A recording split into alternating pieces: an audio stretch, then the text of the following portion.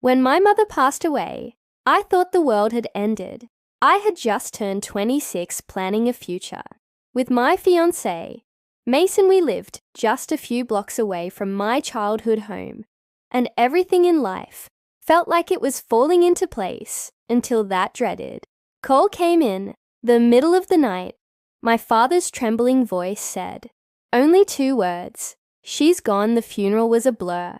Friends and family came from all over, offering their condolences, and Casa Lacey remember holding my father's hand at the graveside service.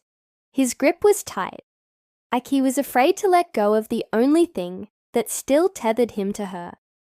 My mom had been his high school sweetheart. They'd been married for over 30 years. Couldn't imagine the pain he was going through in the weeks that followed. I found myself visiting him more often. Then not at first, it was just to make sure he was eating. Then it became an emotional check-in. Eventually I was doing laundry there again, tidying up the place, like I did when I was a teenager. The house hadn't changed, but without Mum it felt hollow, empty, like a shell of the home it used to be.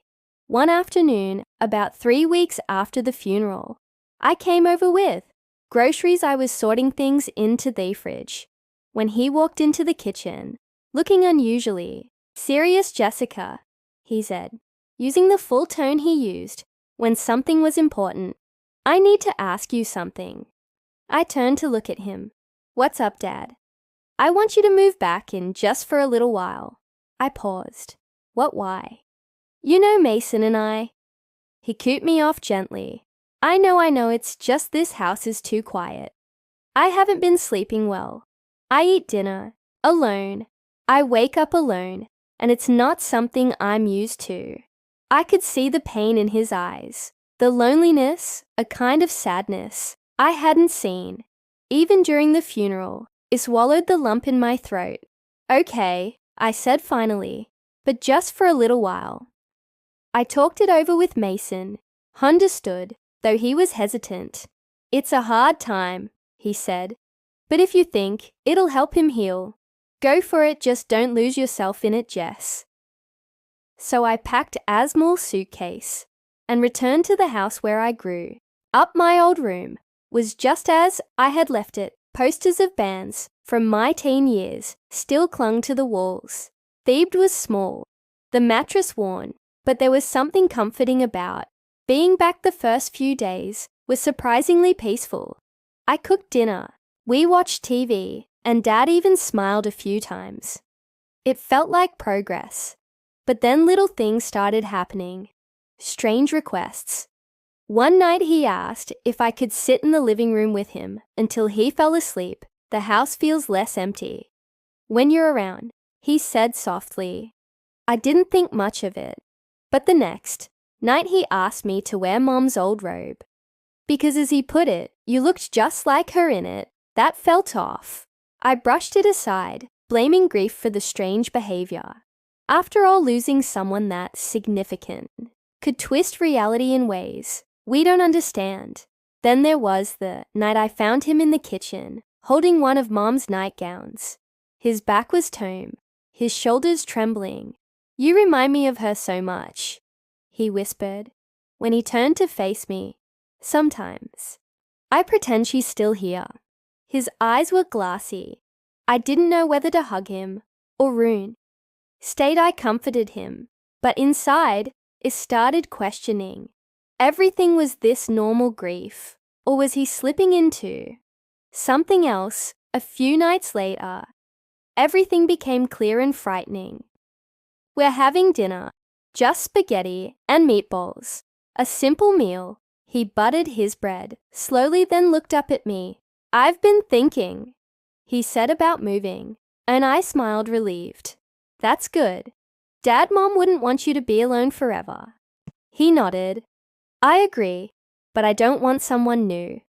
I want someone who understands me, who understands this house, who knows me. I tilted my head, confused. Okay. He reached across the table and gently took my hand. I want you to stay. not just as my daughter, but as me partner. I froze at first. I thought I misheard, that I'd misunderstood that his words had meant something else. But then I saw the look in his eyes, the way he held my hand, just a little too long, the pause in his breath. I yanked my hand away. No, Dad, that's not okay. Immediately backtracked, apologized, said it was just a thought, that grief had twisted his brain, that he didn't mean it. I nodded, but I didn't believe him that night. I called Mason. I told him everything. Jess, you need to get out of there, he said. Tonight, I didn't leave right away. Something in me needed closure. I needed to understand what was really going on the next day. While Dad went for his morning walk, I went into his room. I hadn't snooped in years, but I was desperate for answers. I opened his desk drawer and found a stack of journals, neatly arranged, dated. Most of the entries were filled with pain-long passages about missing Mum, about how the house felt like a prison, about how the nights dragged on. But as I read further, the tone shifted. He wrote about me, about how much I reminded him of her, about how maybe it was fate that brought me back into the house. One entry said, Jessica is my light in this darkness. Maybe she was meant to come back for more than just help. Maybe this is the universe telling me something. I felt my stomach twist that night. I sat him down and told him I was leaving.